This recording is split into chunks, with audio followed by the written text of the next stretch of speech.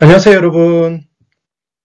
문제를 이제 풀어볼게요. 1번, 부동산 관리에 관한 설명으로 틀린 것을 골라보랍니다. 부동산 관리론의 문제들이에요. 1번, 부동산 관리는 물리적 기능, 경제 및 법률 등을 포함하는 복합 개념이다. 이렇게 돼 있어요. 복합 개념 법경기. 부동산학에선 잘 모르겠으면 법경기로 질러놓고 시작하시라는 얘기를 했죠.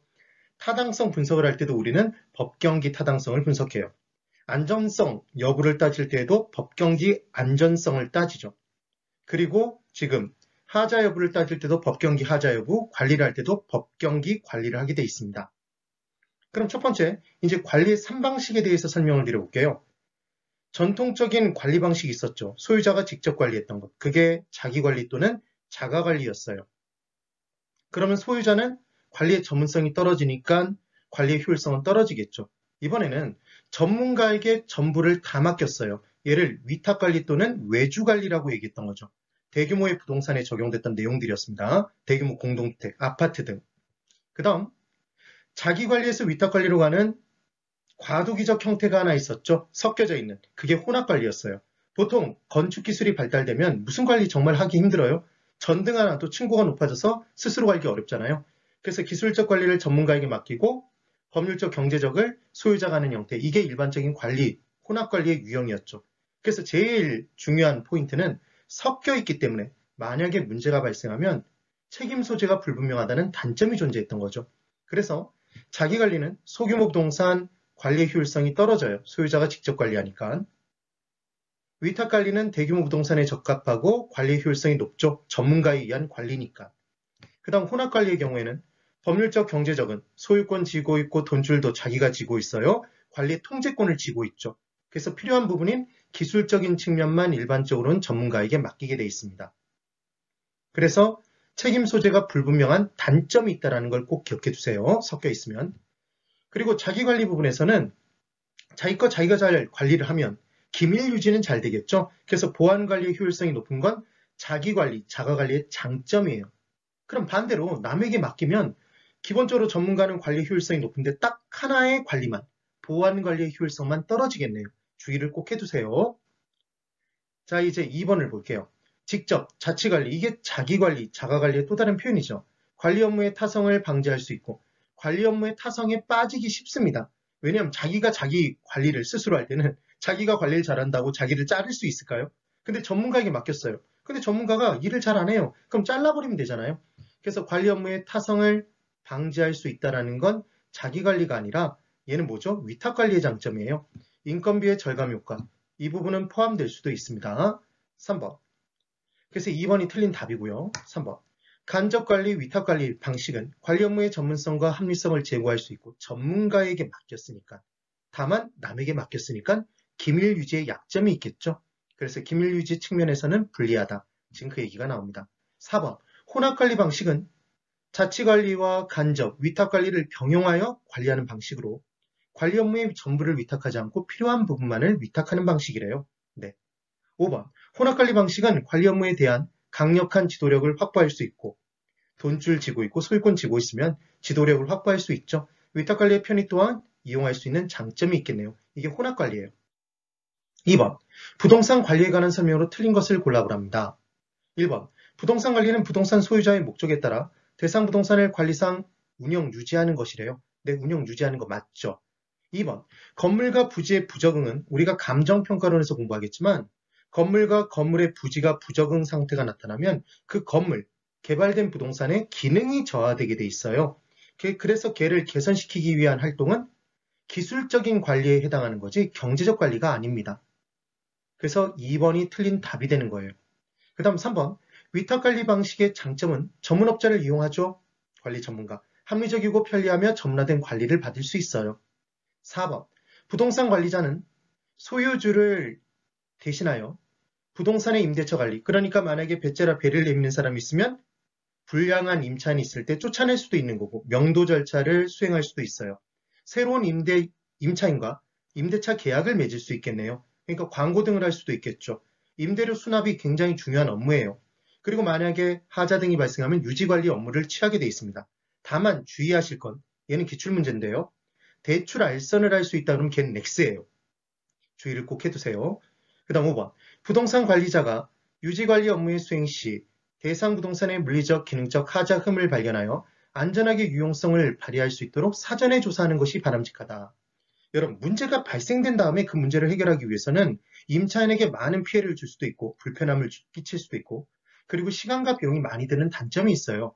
그래서 문제가 발생한 다음에 하는 대응적 유지관리 활동보다는 일이 발생한 다음에 이때 유지관리 활동을 하는 것보다는 예방을 하는 게 더 중요하겠죠. 그래서 대응, 사후적 조치보다는 예방, 사전적 조치가 더 중요하다고 보는 겁니다. 주의를 꼭 해두세요. 3번, 부동산 관리에 관한 설명으로 옳은 것이 있습니다. 옳은 것을 골라보래요. 자, 이제 법률적 관리와 경제적 관리와 기술적 관리, 법경기 관리로 쪼개겠죠. 그래서 그때 권리, 계약, 조정이란 단어가 나오면 얘는 무조건 법률적 관리로 들어가시는 거예요. 권리, 조정, 계약. 그리고 돈, 수입, 비용과 관련 있으면 경제적 관리로 들어가시면 됩니다. 하자, 흠, 수선 등, 보수 이런 단어가 나오면 얘는 기술적 관리예요.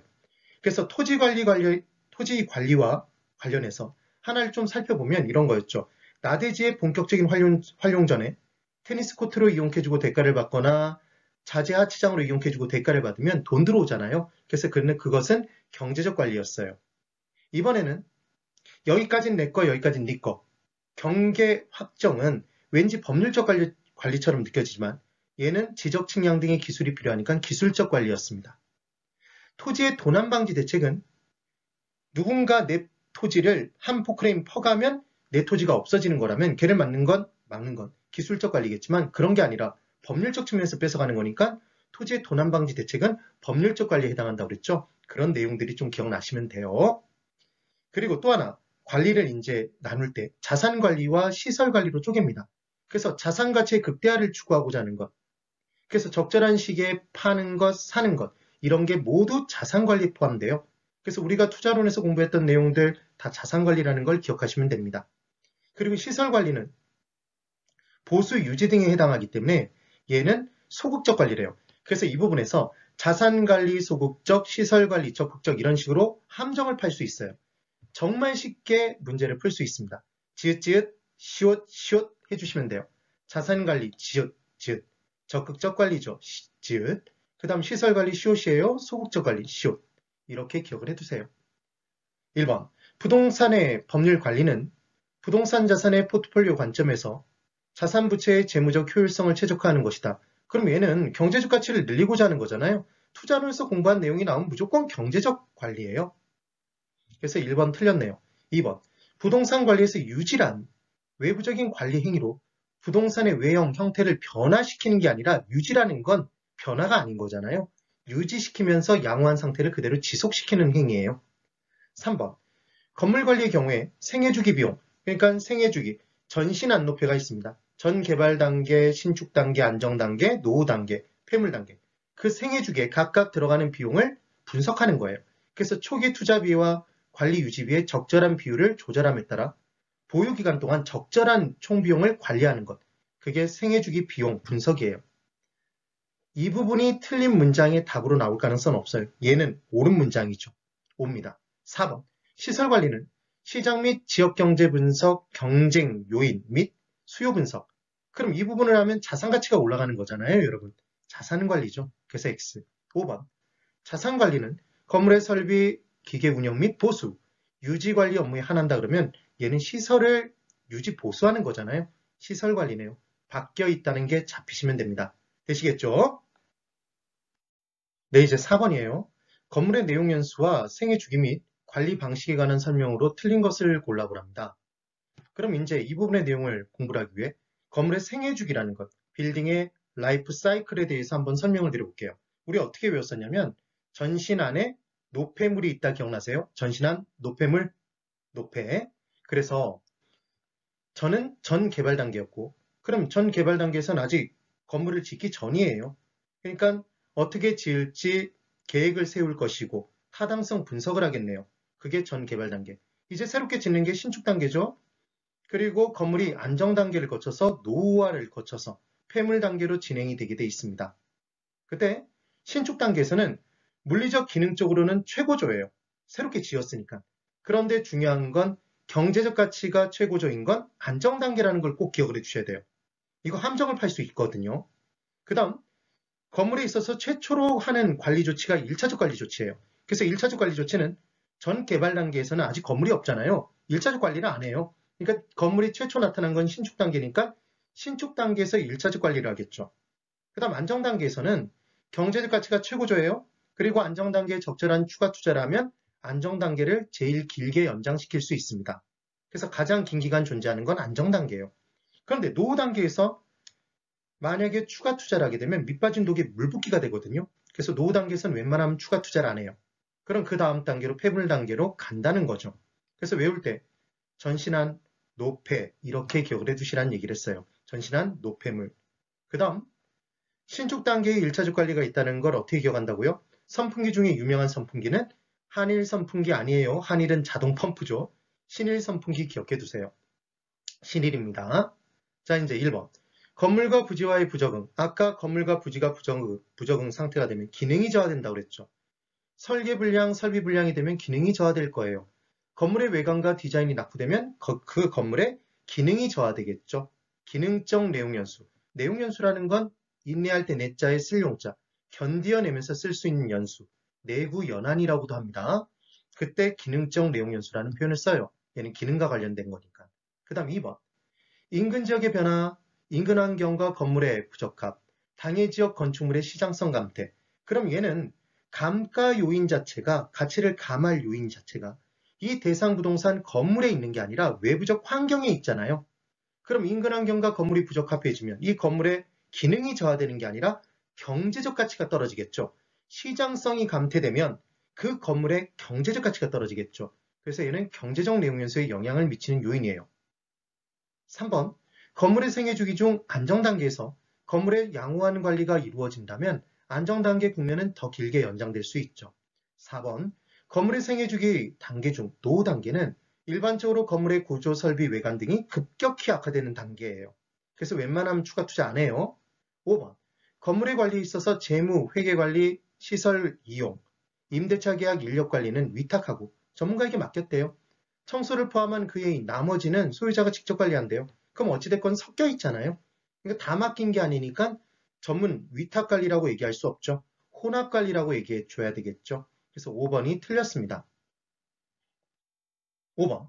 부동산 관리에 관한 설명으로 틀린 것을 골라보래요. 1번.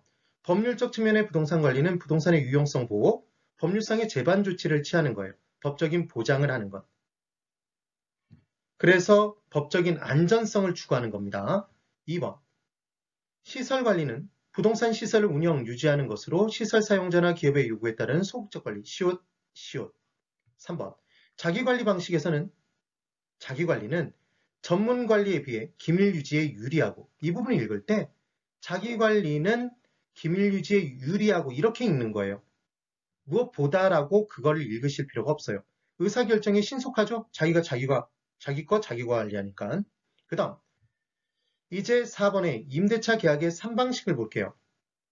주거용 부동산, 사업용 부동산, 공업용 부동산의 임대차 계약의 유형이 달랐어요, 여러분. 그래서 주거용 부동산에서는 집주인이 세입자에게 모든 걸 다 받죠. 그래서 전기료, 수도료까지 다 받아서 자기가 공급자들에게 내요. 그래서 얘를 총임대차 계약이라고 했었습니다. 그 다음 상업용 부동산은 임차인의 매상고의 일정 비율만큼을 더 임대료로 받죠. 얘 비율 임대차 계약. 그래서 상업용 부동산, 매장용 부동산에서 임대인이 임차인을 선정하는 기준은 임차인의 가능 매상고, 매출액 기준이었어요. 그 다음 공업용 부동산에서는 똑같은 공장 건물이어도 들어와서 운영하는 사람이 어떤 물건을 생산하느냐에 따라서 보험료, 수도료, 전기료가 다 달라진단 말이에요. 그래서 그 부분은 임차인이 다 공급자에게 내고 순수한 임대료만을 내는 계약을 맺죠. 순임대차 계약이었습니다. 그래서 이 부분을 우리가 외울 때 공업용 부동산의 순임대차 계약은 1, 2, 3 보유 이렇게 외웠죠.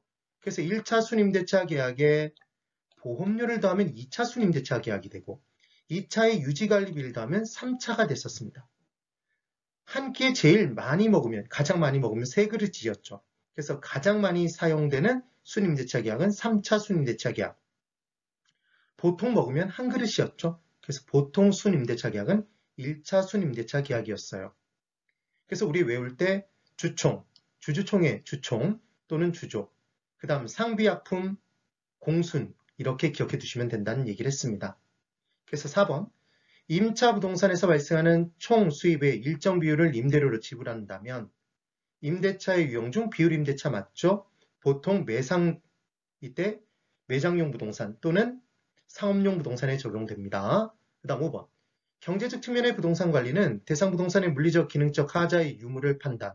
그럼 물리적 기능적 하자 유무 판단하는 건 얘는 기술적 관리였잖아요. 그래서 5번이 틀렸네요. 똑같은 유형의 문제의 반복이라는 걸 느끼시면 돼요. 6번 부동산 관리에 관한 설명으로 틀린 것을 골라보랍니다. 1번 위탁관리는 건물관리의 전문성을 통하여 노후화의 최소화 및 효율적 관리 가능, 대형 건물의 관리에 유용하다. 전문가에 의해서 관리가 되니까요. 2번 토지의 경계를 확인하는 것 왠지 법률적 관리처럼 느껴지지만 지적, 측량 등의 기술이 필요했었죠. 기술적 관리였어요. 3번 부동산 관리는 법제도, 경영, 경제, 기술적 측면 복합 개념이 필요했었죠. 종합적인 접근이 필요했습니다. 4번 자치관리 방식은 자기관리예요. 관리요원이 관리사무에 안일해지기 쉬워요. 인력관리 효율성이 떨어지니까요. 전문가가 관리하는 것보단 소유자가 직접 관리하면 인력관리도 힘들단 말이에요. 관리의 전문성이 결여되겠죠. 단점이 존재합니다.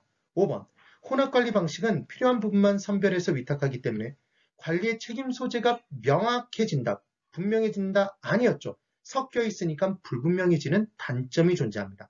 이해되셨죠, 여러분? 네, 오늘 여기까지입니다. 대단히 수고 많으셨습니다.